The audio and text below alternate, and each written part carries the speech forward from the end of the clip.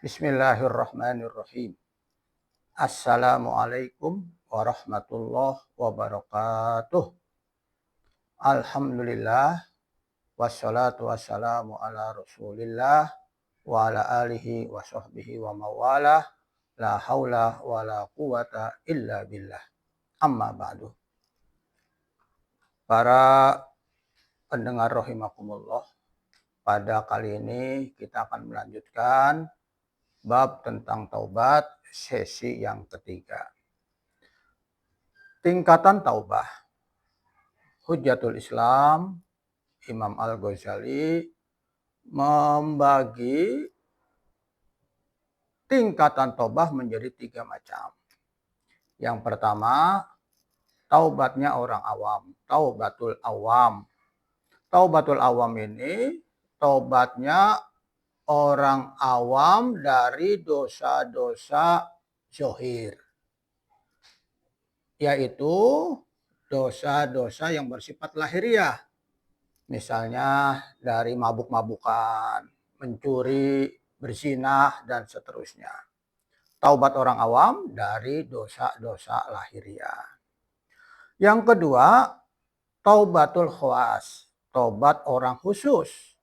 Taubat orang khusus ini dari dosa batin. Jadi dosa menurut Imam Al-Ghazali ada 2. Ada dosa zahir, ada dosa batin. Dosa zahir ditobati oleh taubatul awam, orang-orang awam. Taubatul batin yaitu taubat tingkatan kedua, yaitu taubat khawas, taubatul khawas. Misalnya apa? Taubat dari sifat-sifat iri, dengki, takabur, ujub, riya, sum'ah. Sum'ah ini pengen didengar orang, apa-apa orang pengen dengar. Kalau riya, apa-apa orang pengen lihat. Godob, suka marah-marah, dendam. Dendam, tidak mau maafkan orang. Ini sifat iblis. Iblis itu dendam dengan Nabi Adam sampai sekarang. Kikir dan lain sebagainya. Jadi taubatul khawas ini taubat secara batin dari penyakit-penyakit hati. Al-amrod al-qulubiyah atau al-amrod al-batiniyah. Dalam ilmu tasawuf dikenal istilah ini dengan tahalli, takhalli, tajalli. Apa itu takhalli? Takhalli ini mengosongkan sifat-sifat buruk. Seperti yang sebutkan tadi, dibuang sifat sombong, sifat riya, sifat dendam, sifat kikir, dan sifat-sifat yang lainnya. Yang itu sifat-sifat madmumah yang tercela. Sifat itu dibuang, dikosongkan, diganti dengan sifat atau tingkatan tahalli. Apa itu tahalli? Mengisi dengan sifat-sifat yang terpuji. Sifat sombong dibuang, diisi dengan tawadu. Riya dibuang, diisi dengan sifat ikhlas. Sifat dendam dibuang, diisi dengan pemaaf. Sifat kikir dibuang, diisi dengan sifat dermawan. Jadi itu namanya takhalli, tahalli. Nah, taubat yang lebih khusus, ya, ini yang tingkatan ketiga, taubatul awam, taubatul khawas, taubatul khawasil khawas. Ini dia taubat anil ghaflah, dari lalai, dari alpa, lupa mengingat Allah di dalam hatinya. Hati itu kan setiap detak jantung harusnya dikeluarkan atau diimbangi dengan zikir kepada Allah. Tak Allah, tak Allah, tak Allah. Nah, orang yang tingkatan seperti ini, taubatul khawasil khawas, ketika hatinya lupa sedetik saja ingat Allah, dia merasa berdosa, ada istighfar. Itulah taubatnya para nabi, para wali-wali kekasih Allah Subhanahu wa ta'ala. Ini bisa kita lihat dalam firman Allah dalam surah Al-A'raf ayat 205. A'udzubillahi minasyaitonirrajim. Wadhkur rabbaka fi nafsika tadarru'aw wa khifatan wa duna jahri minal qawli bil ghudwi wal asal wala takum minal ghafilin. Nah, di sini ada kata-kata wala takum minal ghafilin, jangan kamu menjadi orang yang lalai. Ingatlah Tuhanmu dalam hatimu dengan rendah hati dan rasa takut pada waktu pagi dan pedang, pada waktu pagi dan petang, dengan tidak mengeraskan suara zikir di dalam hati, fil qalbi, dan janganlah kamu termasuk orang-orang yang lengah, lalai, ghafilin, tidak mau zikir hatinya, detak jantungnya itu ingat kepada Allah. Ketika lalai, para kekasih Allah istighfar, astagfirullahaladzim anil ghafilin, astagfirullahaladzim anil ghaflah, istighfar dari lalai mengingat Allah Subhanahu wa taala. Para pemirsa rahimakumullah, sebesar apapun dosa, kita tidak boleh putus asa. Di dalam kitab Al-Hikam dijelaskan wala ya'zumul dzambu indaka asyamatan tasudduka an husni dzanni billahi ta'ala. Fa inna man arafa rabbahu istasgoro fi jambi karomika lunubuhu. Janganlah kamu membesarkan dosa dengan sesuatu kebesaran tertentu di sisimu. Yang demikian itu menghalangimu dari berprasangka baik kepada Allah. Kita jangan berprasangka buruk kepada Allah. Ya, harus berprasangka baik kepada Allah bahwa Allah itu Tawwabur Rahim, Maha menerima taubat kita. Karena sesungguhnya barang siapa yang mengenal Robnya, maka ia akan menganggap kecil dosanya di sisi kemuliaan Allah Subhanahu wa taala. Dosa itu sebesar apapun masih besar rahmat dan kasih sayang Allah Subhanahu wa taala. Sebesar apapun dosa kita, Allah pasti memaafkannya karena rahmat Allah awsa'uh lebih luas, ya, min adabihi dari siksanya, min godobihi dari murkanya. Maka dari itu sebesar apapun dosa, kita harus berbaik sangka kepada Allah. Menurut Syekh Ibnu Athaillah, ya, pasti Allah mengampuni dosa-dosa kita karena kemuliaan Allah Subhanahu wa taala.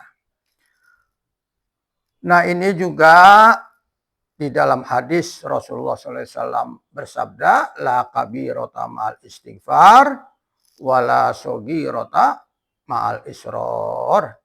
Tidak ada dosa besar jika kita sering istighfar, disertai dengan istighfar. Dan tidak ada dosa kecil jika dilakukan terus-menerus. Ya, dosa besar kita taubat, Allah ampuni. Dosa kecil kita tidak istighfar, kecil, lama-lama besar. Ya, lama-lama jadi bukit. Jadi jangan meremehkan dosa besar atau kecil. Tetap kita istighfar kepada Allah Subhanahu wa taala dan kita yakin husnuzon dengan Allah, Allah akan mengampuni dosa dan kesalahan kita. Di dalam hadis lain Rasulullah bersabda, kullu ibni Adam khata. Setiap anak Adam, manusia, pasti punya dosa, punya salah. Wa khairul khata'in, sebaik-baik orang yang berbuat dosa, berbuat salah, at-tawwabun, adalah orang yang bertaubat. Di dalam hadis lain, at-taibu minadz-dzambi kamal la dzambalah. Orang yang taubat dari dosa seperti orang yang tidak pernah berbuat dosa. Nah, dalam keterangan ini, ya, dari keterangan dari kitab Al-Hikam, Syekh Ibnu Athaillah ya memberikan penjelasan bahwa sebesar dosa kita, sebesar apapun dosa kita, dengan rahmat rahim Allah, Allah akan mengampuni dosa kita. Dan semua orang pasti pernah berbuat dosa. Nah, ketika berbuat dosa, dia kembali kepada Allah, istighfar, taubat. Karena sebaik-baik orang, bukan orang yang tidak punya dosa. Sebaik-baik orang adalah ketika dia berbuat salah, dia kembali dan bertobat kepada Allah Subhanahu wa ta'ala. Para pendengar rahimakumullah, Allah berfirman dalam surah Az-Zumar ayat 53, A'udzubillahi minasyaitonirrajim. Qul ya ibadiyalladzina asrafu ala anfusihim la taqnatu mir rahmatillah innallaha yaghfirudz dzunuba jami'a innahu wal ghafurur rahim. Katakanlah hai Muhammad, wahai hamba-hambaku yang melampaui batas, dosanya sudah melampaui batas, menzolimi diri sendiri sudah melampaui batas, asrofu ala anfusihim, wahai hamba-hambaku yang melampaui batas, ya, menzolimi dirinya sendiri dengan berbuat dosa, janganlah kalian berputus asa dari rahmat Allah. La taqnatu mir rahmatillah. Kenapa? Innallaha yaghfirudz dzunuba jami'an. Allah mengampuni dosa semuanya. Dosa-dosa sebesar apapun Allah ampuni. Asal kita bertobat kepada Allah dengan sebenar-benarnya, taubatan nasuha. Taubat yang pernah kita jelaskan cara taubatnya di episode sebelumnya. Innahu wal ghafurur rahim. Sungguhnya Allah itu Maha Pengampun lagi Maha Penyayang. Yang tidak diampuni oleh Allah cuma dosa syirik. Allah berfirman dalam surah An-Nisa ayat 48, A'udzubillahi minasyaitonirrajim. Innallaha la yaghfiru an yushraka bihi wa yaghfiru ma duna dzalika liman yasha. Wa may yusyrik billah faqad iftara itsman azima. Sesungguhnya Allah tidak akan mengampuni dosa karena mempersekutukannya atau syirik, tetapi Allah mengampuni dosa selain itu bagi orang yang dikehendaki.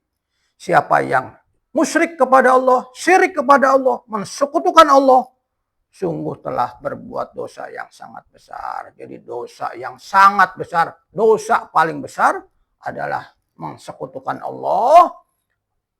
Itulah dosa yang tidak diampuni oleh Allah. Tetapi kalau kita beriman kepada Allah, sebesar apapun dosa kita, ya selama iman masih ada di hati kita, Allah ampuni dosa dan kesalahan kita.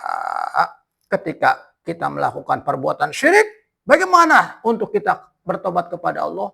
Kita bersyahadat, asyhadu an la ilaha illallah wa asyhadu anna Muhammadar Rasulullah. Iman kita baru kembali, kita sering-sering syahadat agar terhindar dari perbuatan-perbuatan syirik.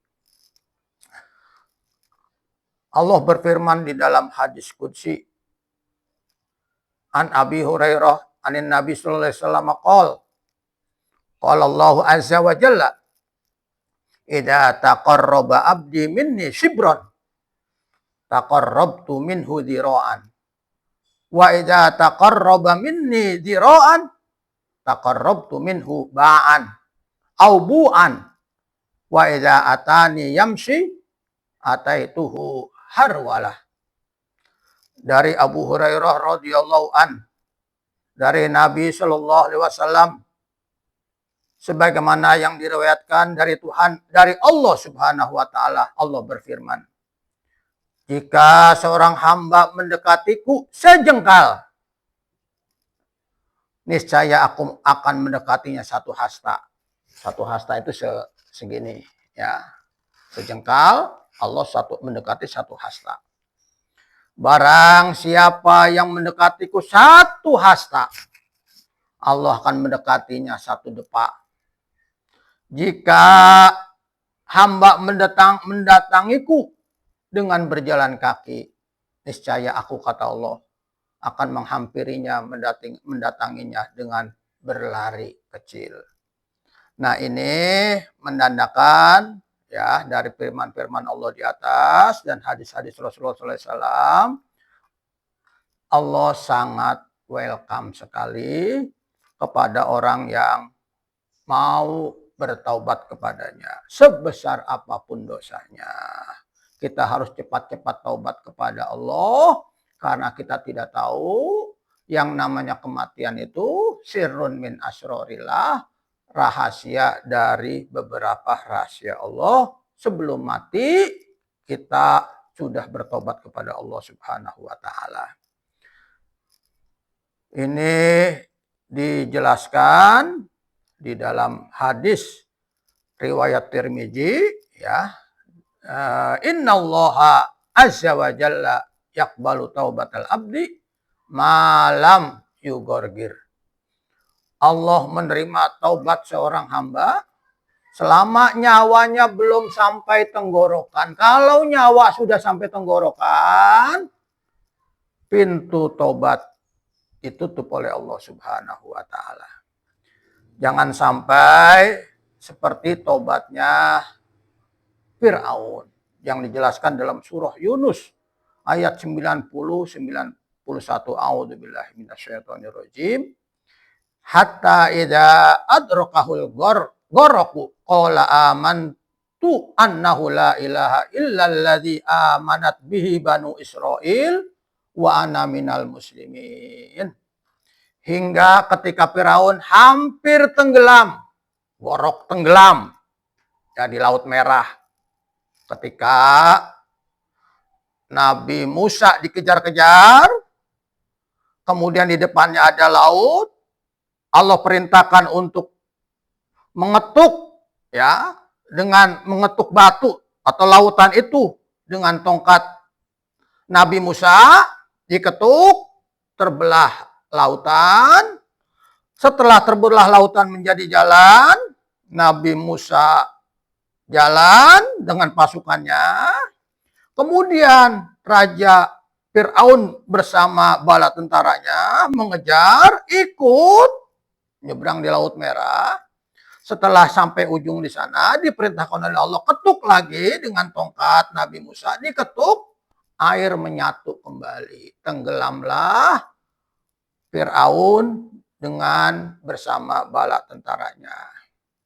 Ketika tenggelam, nah ini ya, hampir tenggelam, Fir'aun berkata, aku percaya, beriman, bahwa tidak ada Tuhan selain Tuhan yang dipercayai atau disembah oleh Bani Israel. Dan aku termasuk orang-orang muslim, orang yang berserah diri kepada Allah Subhanahu wa Ta'ala. Jadi ketika Raja Fir'aun tenggelam, dia kemudian bertaubat kembali kepada Allah, mengucapkan syahadat, tetapi taubatnya terlambat. Sehingga Allah berfirman di ayat 91, Al-ana wa qad asoita qablu wa kunta minal mufsidin. Kenapa baru sekarang kamu beriman, hai Fir'aun? Padahal sungguh kamu telah durhaka sejak dulu. Dan kamu termasuk orang-orang yang melakukan perbuatan kerusakan. Nah ini kita taubat, jangan sampai telat. Kita tidak tahu umur kita kapan. Seperti telatnya taubatnya Fir'aun. Sekarat baru dia taubat. Ya, kita tidak tahu kapan kita akan meninggal. Jangan menunggu kita sekarat baru taubat. Jangan nunggu masuk ICU atau ICCU, masuk rumah sakit, sakit parah, baru kita taubat. Ketika sudah nyampe di sini nyawa sudah sampai tenggorokan, pintu taubat ditutup oleh Allah Subhanahu wa taala. Kita berlindung kepada Allah Subhanahu wa taala. Mudah-mudahan Allah terima taubat kita, diberikan kesempatan taubat oleh Allah sebelum nyawa berpisah dengan badan kita. Allah berfirman dalam surah Qaf ayat 22. Laqad kunta fi ghaflatin min hadza fakasyafna anka ghita'aka fabasarukal yauma hadid. Sungguh kamu dahulu benar-benar lalai tentang peristiwa ini. Maka kami singkapkan, kami buka penutup matamu sehingga penglihatanmu pada hari ini sangat tajam. Nah, ini kenapa ya Firaun itu taubat? Kalau kita lihat surah Qaf ayat 22 ini, orang dulu itu ketika sehat dia goplah, lalai, terbuai oleh dunia, terbuai oleh jabatan, terbuai oleh kenikmatan-kenikmatan dunia yang bersifat fata morgana, yang mataul gurur, yang kesenangan menipu. Dunia itu kesenangan yang menipu. Dia lupa matanya terbuka, mata lahirnya, tapi mata batinnya tertutup. Nah, ketika sekarat, ya ketika meninggal dunia, mata batinnya dibuka, dilihatkan kebesaran-kebesaran Allah, kebenaran-kebenaran firman-firman Allah, kebenaran Rasulullah, matanya sangat tajam, baru dia sadar bahwa dia selama ini telah terlena dengan dunia, terlena dengan dosa-dosa yang banyak, belum sempat tobat sudah tertutup karena nyawa sudah sampai tenggorokan. An-nasu niyam faidamatu intabahu. Manusia itu tertidur, terlena oleh kenikmatan dunia, oleh fata morgana dunia, oleh dunia yang menipu. Ketika mati, mereka baru sadar, baru terbangun. Ya Allah, saya baru sadar. Saya pengen tobat. Nyawa sudah sampai tenggorokan, tertutup pintu taubah. Para pemirsa rahimakumullah. Di dalam kitab Al-Hikam, Syekh Ibnu Athaillah menjelaskan, penting kita bergaul, mencari teman agar kita bisa terbawa dari pergaulan yang baik. La tashab man la yunhiduka haluhu wa la yadulluka 'alallahi maqaluhu. Janganlah kamu berteman dengan orang yang perilakunya tidak membangkitkan kamu menuju Allah. Jangan kamu berteman dengan orang yang perilakunya tidak membangkitkan kamu mencintai Allah, mendekati Allah. Dan teman yang ucapannya tidak memberi petunjuk padamu ke jalan Allah. Ya, cari teman itu yang bisa membangkitkan kita makin dekat kepada Allah, makin taat kepada Allah, makin cinta kepada Allah, makin zikir kepada Allah, makin soleh kepada Allah, makin takwa kepada Allah. Carilah teman yang seperti itu, yang membangkitkan motivasi ibadah kita. Di dalam Al-Hikam juga lanjutannya, la tashab malayun hiduka haluhu wala yadulluka ala Allahi maqaluhu. Oh, sama ini ya, jadi diulang-ulang ini. Artinya jangan bersahabat dengan orang yang kondisinya tidak membangkitkan semangat kita, ya, perkataannya, perbuatannya tidak mengantarkan kita menuju Allah Subhanahu wa taala. Nah, ini juga sesuai dengan hadis Rasulullah sallallahu alaihi wasallam an Abi Hurairah radhiyallahu anna Nabi sallallahu alaihi wasallam qol ar-rajulu ala dini khalilih fal yanzur ahadukum mayu khalilu. Seseorang itu tergantung temannya. Ya, teman dekat, khalil, teman dekat. Karena itu kita, ya, memperhatikan bergaul dengan siapa. Kalau istilah syarah dari kitab Al-Hikam, as-suhbah, pertemanan. Carilah teman yang bisa membangkitkan kita untuk cinta kepada Allah, mahabbah kepada Allah, bisa mengantarkan kita ke ridhonya Allah, tambah hari tambah menjadi orang yang baik. Para pemirsa rahimakumullah, Rasulullah sallallahu alaihi wasallam bersabda, an Anas bin Malik radhiyallahu anna Rasulullah sallallahu alaihi wasallam qol Allahu asyaddu farahan bi taubati abdihi hina yatubu ilaihi min ahadikum kana ala rohilatihi bi ardi fulatin mantolakot minhu wa alaiha to'amuhu wa syarabuhu fa ayisa minha fa atas syajaratun pantoja fi zilliha qad ayisa mirrohilatihi fa baina wa huwa kadzalika idza huwa biha qa'imatun indahu fa akhadha bi khitamiha summa qala min syaddatil farah Allahumma anta abdi wa ana rabbuka akhta'a fi syiddatil farah. Dari Anas bin Malik radhiyallahu anhu, Rasulullah sallallahu alaihi wasallam bersabda, sungguh kegembiraan Allah karena taubat hambanya. Jadi Allah sangat gembira dengan taubat hambanya. Melebihi kegembiraan seorang dari kalian terhadap hewan tunggangannya di sebuah padang pasir yang luas. Namun tiba-tiba hewan tersebut terlepas. Padahal di atas hewan itu ada makanan dan minuman. Ini makanan minuman ini bekal, ya. Bekal karena di padang pasir.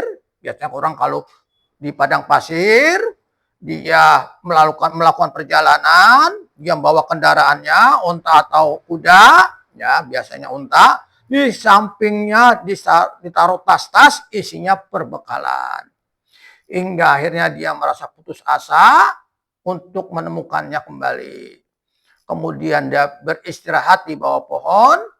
Namun di saat itu tiba-tiba dia mendapatkan untanya sudah berdiri di sampingnya. Ia pun segera mengambil tali kekangnya. Kemudian berkata, ya Allah, engkau hambaku, aku ini Tuhanmu. Dia telah salah berdoa, salah berbicara. Kenapa? Karena terlalu senang, terlalu gembira. Orang kalau terlalu bergembira, kadang-kadang salah ucap. Jadi dalam hadis ini, orang yang kehilangan unta di padang pasir, tidak ada tetangga, tidak ada rumah, tidak ada yang menolong. Untanya hilang, di unta itu ada perbekalan, dia putus asa, kemudian dia berbaring di bawah pohon, tiba-tiba datang untanya itu, dia senang sekali. Nah, senang seperti itu, ya, Allah lebih senang dari itu bagi atau kepada orang yang bertobat kepada Allah Subhanahu wa taala. Ya, jadi kita harus senantiasa bertobat kepada Allah Subhanahu wa taala. Nah, sudah saya katakan, ya, dosa sebesar apapun itu Allah mengampuni dosa kita karena rahmat Allah lebih luas dari murkanya. Di dalam hadis ada riwayat yang cukup panjang, akan saya ceritakan. Jadi di zaman Banu Israel itu ada seorang pembunuh Dia sudah membunuh 99 orang. Kemudian dia mau bertobat. Dia datang ke salah satu orang ahli ibadah, dia mau tobat. Apa kata orang itu? Tidak bisa, kamu sudah terlalu banyak membunuh orang. Karena kecewa, Rohib yang ditanya tadi dibunuh oleh pembunuh tadi. Jadi jumlahnya menjadi 100 orang yang dia bunuh. Dia mencari lagi, bertanya kepada orang-orang, siapa yang bisa menuntun saya tobat? Saya ingin tobat. Akhirnya dia ketemu seorang alim, ulama. Dia utarakan, saya ingin taubat. Saya telah membunuh 100 orang. Apakah pintu taubat masih terbuka buat saya? Apa jawaban ulama tadi? Masih terbuka. Silahkan kamu kalau mau tobat, pergi ke suatu kampung di sana. Itu kampung-kampung orang soleh. Di sana kampung orang-orang soleh, ahli ibadah. Tinggalkan kampung kamu. Itu kampung tidak kondusif karena banyak maksiat dan dosa. Kamu harus pindah ke kampung sana. Pergilah orang itu. Meninggalkan kampung halamannya, ingin tobat, sudah mantap di dalam hatinya. Sedikit lagi sampai kampung yang dituju untuk taubat, meninggal dunia. Kemudian malaikat azab dan malaikat rahmah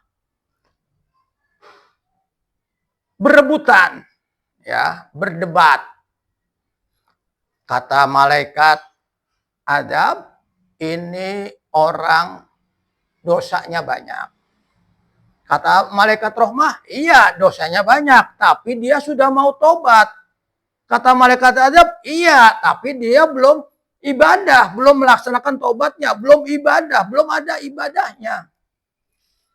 Akhirnya datang malaikat penengah. Bahasa kita mediator. Mendamaikan dua malaikat itu.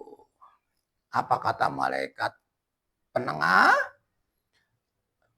Sekarang kita ukur saja. Dari orang ini kita ukur kampung yang dituju dengan kampung yang ditinggalkan dengan kampung yang dituju. Jaraknya mana yang lebih dekat.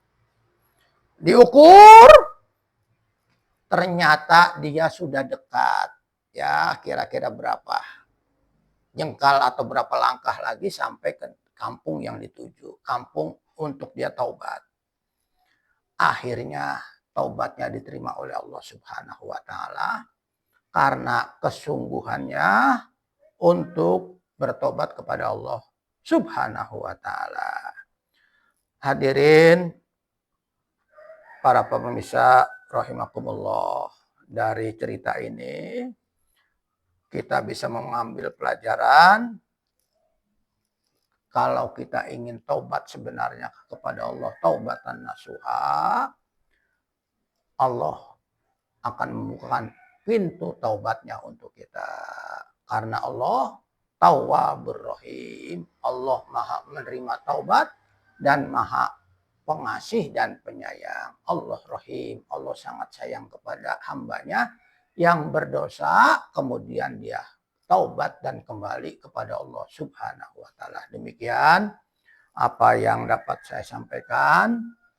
Mudah-mudahan dari bab taubat, bab sesi 1, sesi 2, sesi 3 sesi kita laksanakan, dapat memberikan motivasi kita untuk terus bertobat kepada Allah, kita berzikir kepada Allah, mohon ampun kepada Allah, sehingga kita menjadi hamba Allah yang muqarrabin, yang dekat kepada Allah Subhanahu wa Ta'ala, sehingga kita bisa meninggalkan dunia ini dalam keadaan husnul khotimah.